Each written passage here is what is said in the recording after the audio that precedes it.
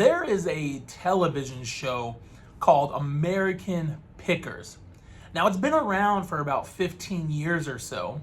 And if you're not familiar with the show, the basic premise is two guys driving around in a van across America looking at businesses or houses that may have some type of antique or historical artifact that they can purchase and then sell at their own shop at a profit. So they'll go knock on a door and somebody will answer the door and they hand them a list. Hey, we are looking for items like this. Do you have something similar to this?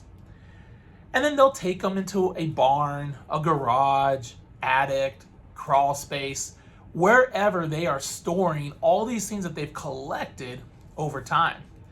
Then the two gentlemen start rummaging through, trying to find something that they think is going to be valuable enough that they can purchase at a discount and be able to sell in their shop at a profit.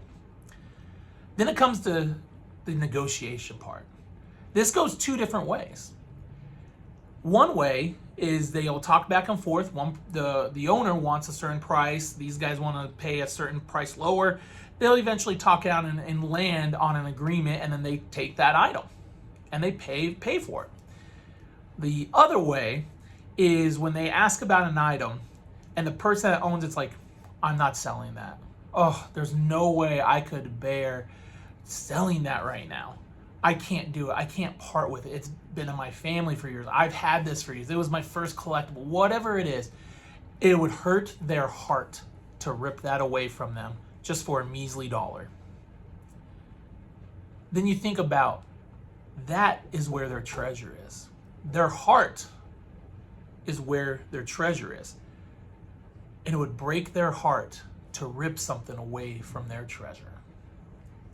Today we're going to be in Luke chapter 12. So if you have your Bible, go ahead and turn to it. We're going to start in verse 29 today. So Luke chapter 12, verse 29. If you read with me. Don't strive for what you should eat and what you should drink, and don't be anxious. For the Gentile world eagerly seeks all these things, and your Father knows that you need them. But seek his kingdom, and these things will be provided for you. Don't be afraid, little flock, because your Father delights to give you the kingdom. Sell your possessions and give to the poor. Make money bags for yourselves that won't grow old, and an inexhaustible treasure in heaven, where no thief comes near, no moth destroys. For where your treasure is, there your heart will be also. What a powerful verse right there, verse 34. Jesus is telling us at that moment that our treasure, we have two areas we could put our treasure in.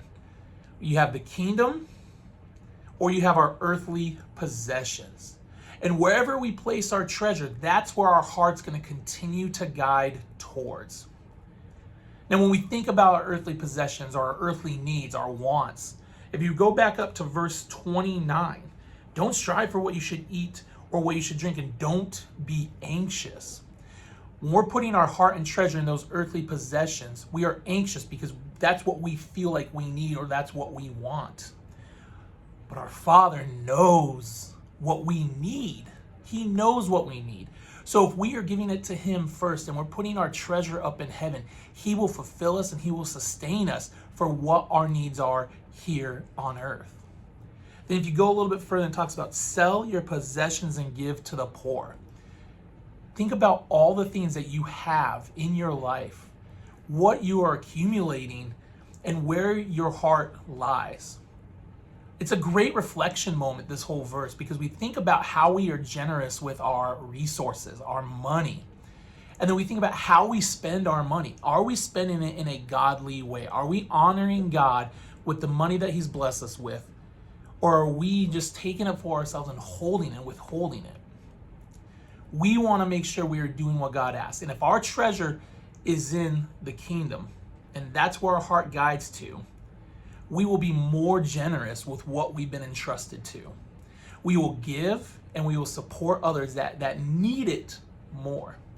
It's the difference between want and need. We want a lot of stuff, but what do we need? And when we put that, our heart and our treasure guided towards the kingdom that God's asking us to, that will help us decipher what we want and what we need and how we can support and help others generously.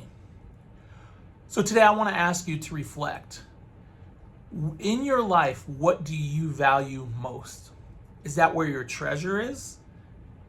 Where does your heart lean towards? What does your heart yearn for?